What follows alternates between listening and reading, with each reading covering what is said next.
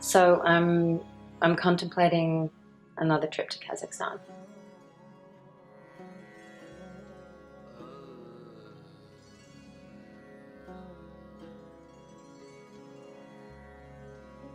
The intention is what it always has been, and that's to help the people of East Kazakhstan, to raise awareness around the world about the ramifications of long-term nuclear testing, and to shine a light on this part of the world so that their government pays more attention to them.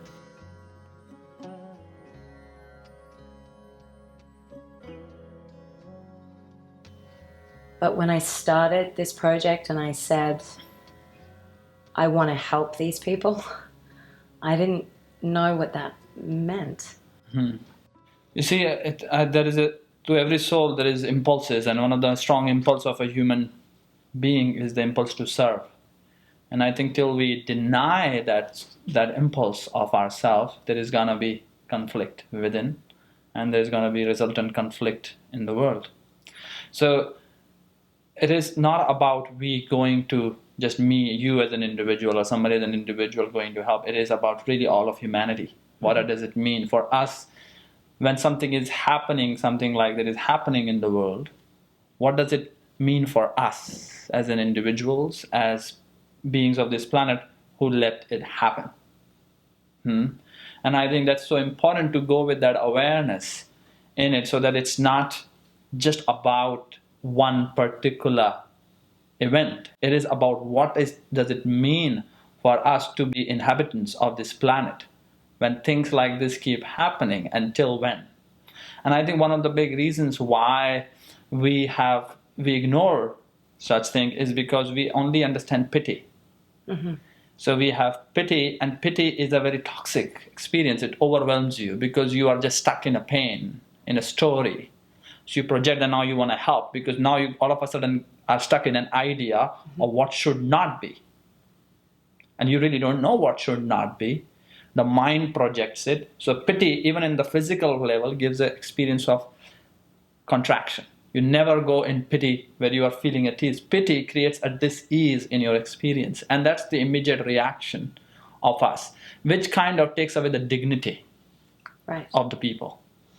And we get overwhelmed by it, we get stories, and it's a pain. So we kind of start denying it. Then we start to put it in the back burner, because the moment we think it's so much pain, we can't deal with it. Now we are with an idea.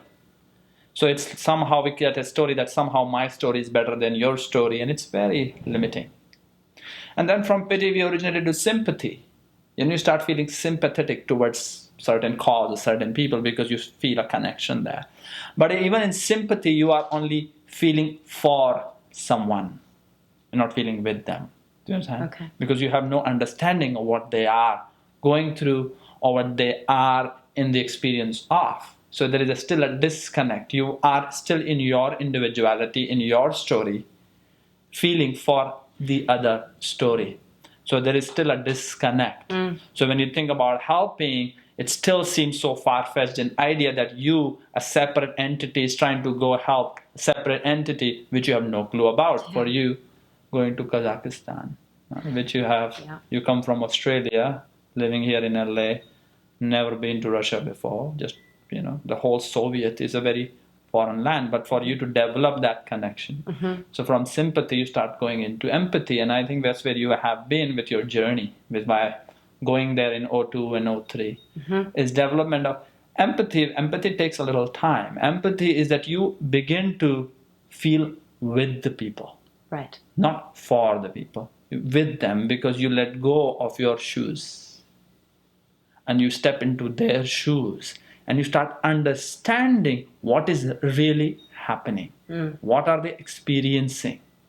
Do you understand? Yeah. So it's not your idea imposed on them. So in pity and sympathy, it's still your idea imposed on them, which creates conflict. So a lot of time we want to go and help, but we start creating more problems. Yeah, that makes a lot of sense. So, and then after empathy, we have to refine it to compassion. Because if we are in empathy, then we are only stuck to their point of view now. Okay. Do you understand? Because then if they are stuck in victim consciousness or blame, because there is a fact that what is happening shouldn't be, but the fact is it has happened. Right. And now as individuals, as you are going, it is about what needs to happen, not only on the external level, because there is a reality on the external level there, but also there is an internal reality of these people. Absolutely. What needs to happen on an internal level and on an external level to transcend this tragedy of humanity, not just of these people, but of humanity, because every tragedy is a tragedy of humanity, not just a particular group of people. And so for us to get to that space, we have to go into compassion, from empathy to compassion, because compassion develops this deep capacity to be with the things the way they are first. There is no fight, no story, no victimization of self. You start becoming aware of existence of suffering, but at the same time, absence of it, the possibility of absence of it. Okay. There where you are giving them the dignity, of the soul's dignity, where you are freeing the individual from the circumstantial reality. Because in the circumstantial reality, we are just approaching it from the circumstantial level, then we are waiting. They are still waiting. The people are waiting for the government to change, to do something for them to be helped. So that's kind of weakening. But that doesn't mean that the government doesn't have to do, we as individuals don't have to do something. So I think it's so important as you go with compassion that you are empowering from within. And also for yourself, you're not going with a burden. Yes. Otherwise, you are stuck in the story. You get absorbed in the story and it overwhelms you. That's why the procrastination, you had to let it breathe for a while so that you cease to be overwhelmed by it, right? When we talked in India, you were there and talking about just the mere idea of it was so overwhelming. What can I, a single girl, do about it? Right. And a lot of people think like that. And I remember when I was over there last year feeling really frustrated because I had an idea of what I thought this should be.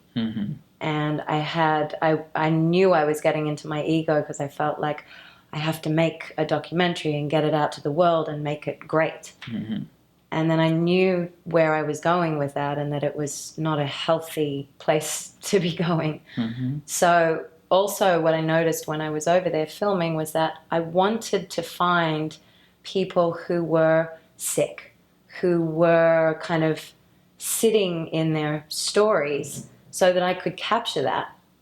But now I'm seeing where I need to go with that compassion and that understanding, and I feel like I'm getting closer to being able to meet them that way.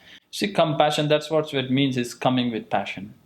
You're going with the passion, which is just a deep expression of love, a companionship, that you're going with the deep attention, that you're ready to give your total attention to what's occurring and what needs to occur.